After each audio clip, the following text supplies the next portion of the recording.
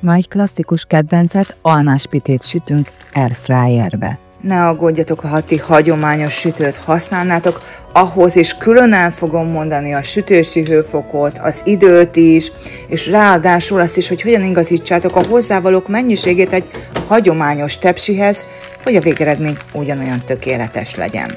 Gyors, egyszerű és garantáltan mennyei illatok töltik meg a konyhát, az Air Fryer előnyeivel pedig még időt is spórolhatsz.